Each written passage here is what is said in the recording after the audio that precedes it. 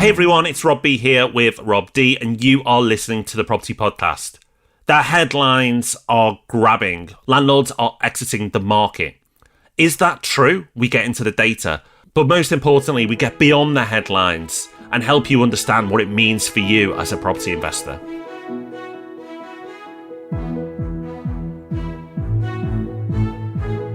Welcome to the Property Podcast. Thank you for joining us. We spend all our time, of course, embedded in the world of property, talking to people who are actively investing, who are excited about everything that property can do for them. But are we just in our own weird bubble? And actually, most landlords are on their way out? Well, stick around because we've got all the data. And do make sure you stay all the way to the end for Hub Extra, where we've got a topically spooky resource for you.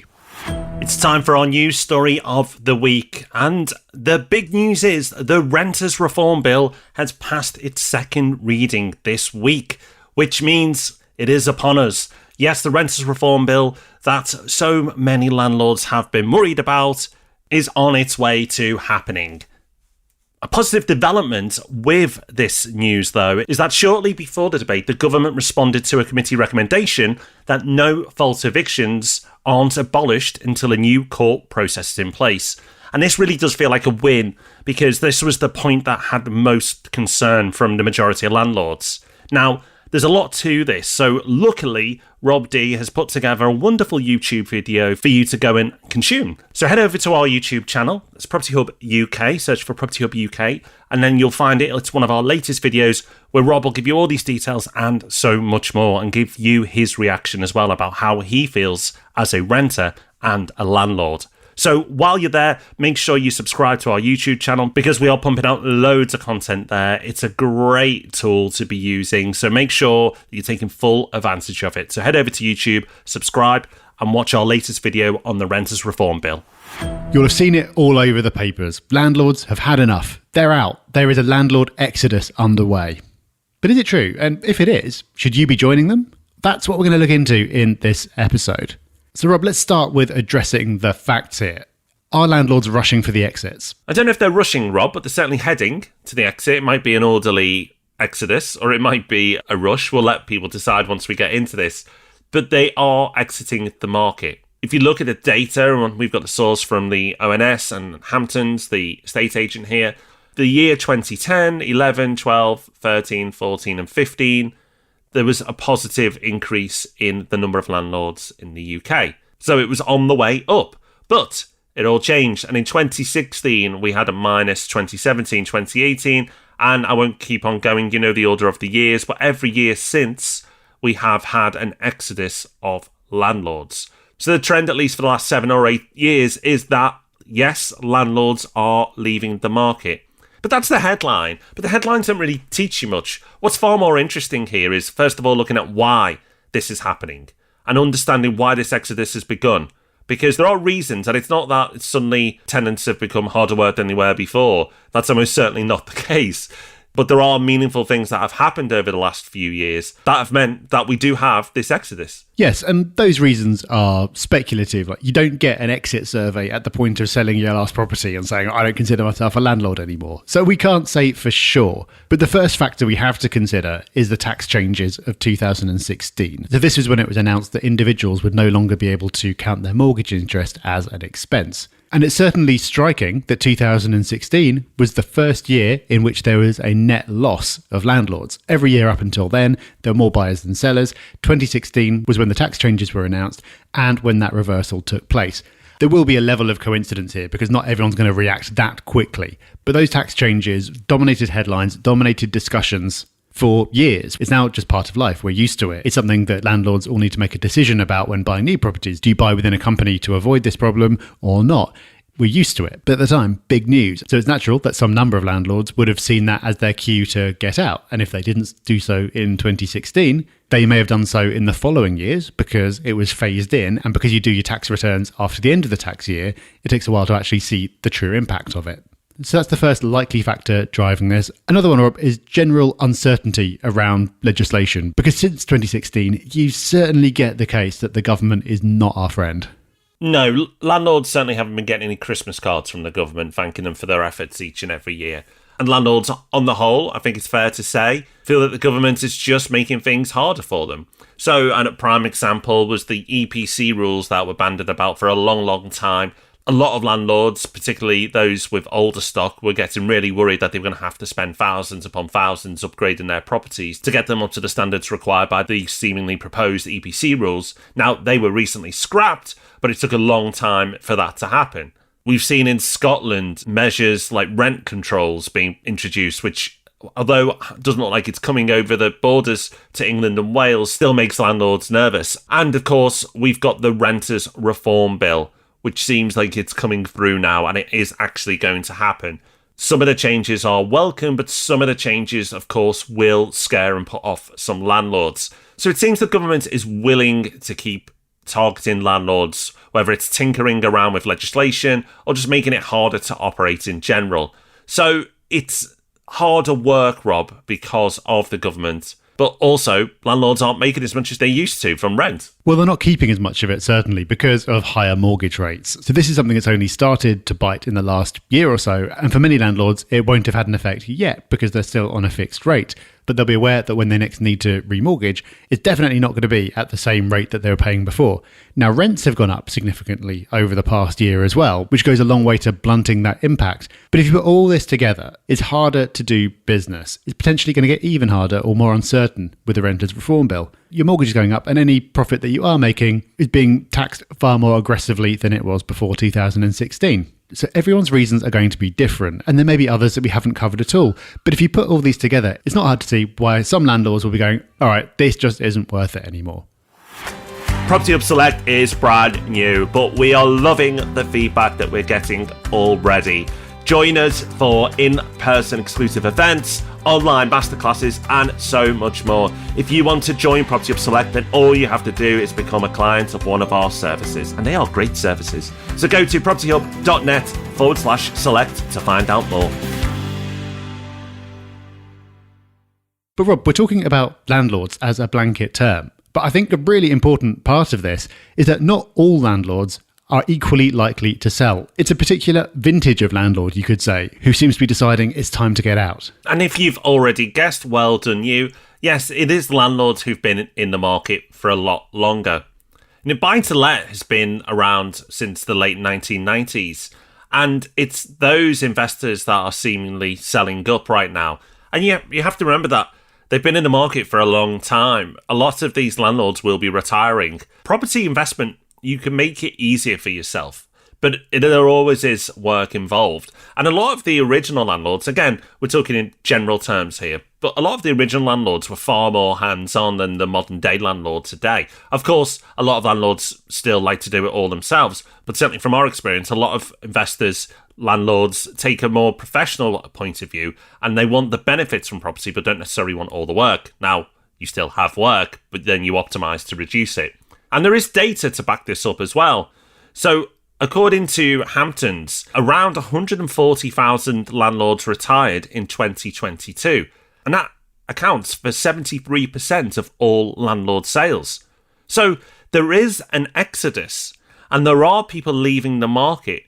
But it seems to be that it's people retiring out of the market, and they're not being replaced quickly enough for it to be a positive number in terms of the amount of landlords in the UK. So we have this net fall each and every year, at least for the last 7-8 years. So once again, the headline is grabby, but for me, it's far more interesting to dig into these numbers and to dig into this data and understand exactly what is happening here.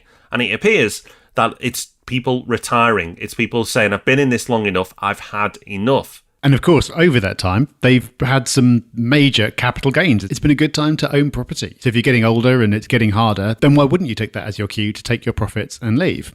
And to further back up this point about it being older landlords who are deciding to get out, another thing that's interesting in the data from the ONS about purchases and disposals is the number of landlord purchases hasn't really changed much. You could say the number of purchases is down slightly on where it was around about sort of 2014, but barely. The number of purchases has been relatively steady. It's the number of sales that's increased. So it seems that all these factors that we've run through, tax changes, legal changes, higher mortgage rates, they haven't yet at least deterred people from getting into the market. whether that's starting out as an investor or increasing their portfolio. So that, I think, lends weight to the argument that it is older landlords who are getting out, and to a large extent, as Hampton said, they would have been doing it anyway. So the headline may make you feel this is generally bad news, but is it bad news?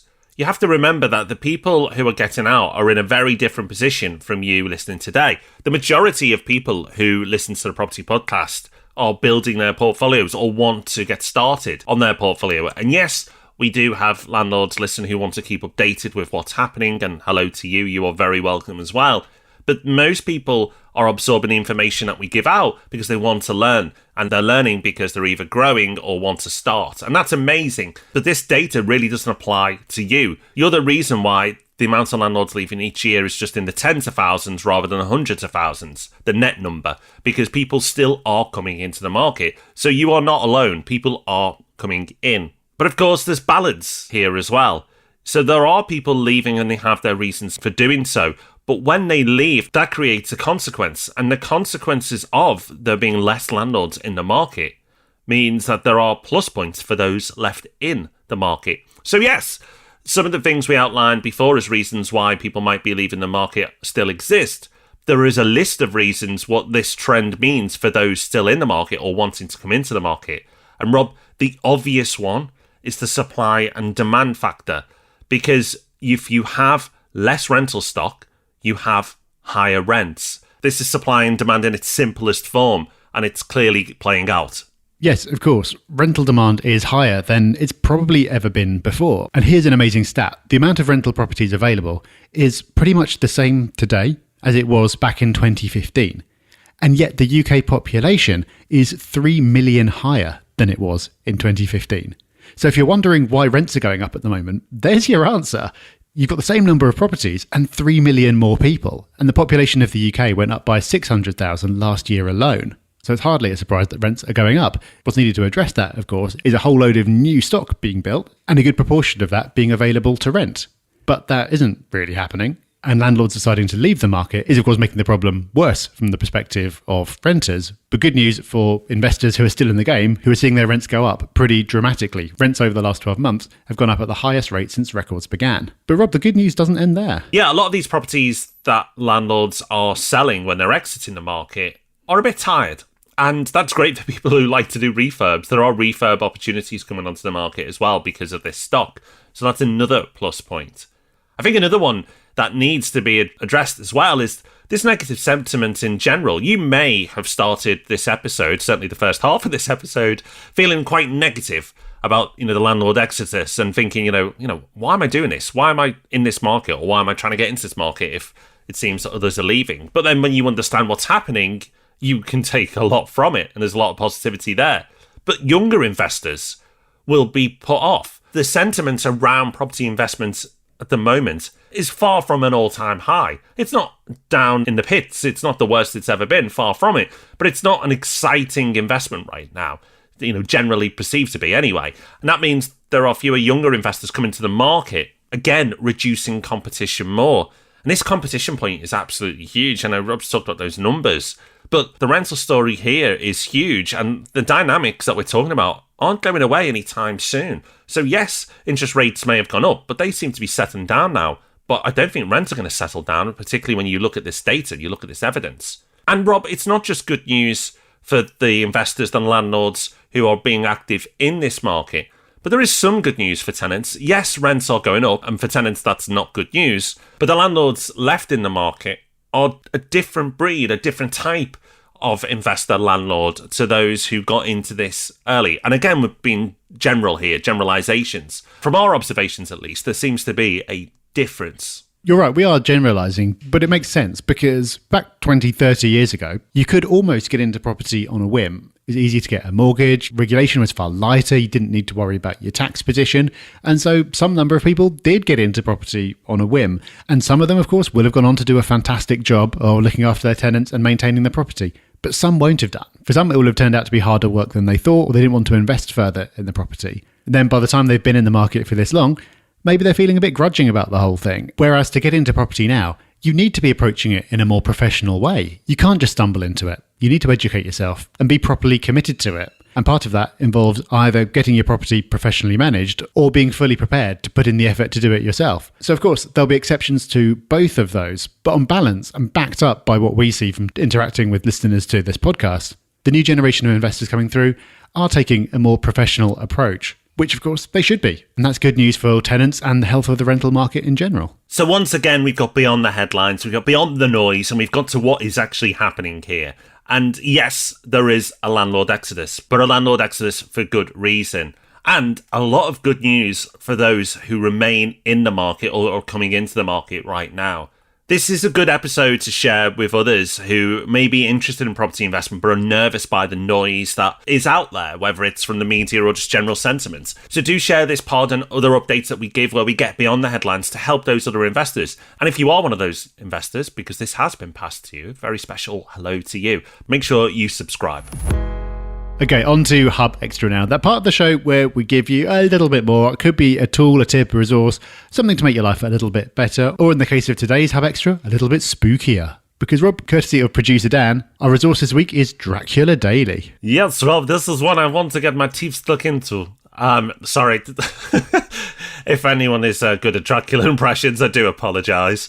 This is a fun Hub Extra, as we've just had Halloween, but it's a really interesting one, and producer Dan has mentioned it more than once to us, so we must give it our attention because he does share some good stuff with us. And it's called Dracula Daily, and the Dracula story is a brilliant one. If you've not read it yet, then make sure you do go and consume that book and enjoy it. But another way to enjoy the story is through Dracula Daily. Dracula Daily gives you the diary each day as it was in the story, but on the actual day. Now, don't sign up for this yet. Wait until after November the 7th, because you won't then receive anything at the beginning of May, but that's when the story starts, and it ends on November 7th.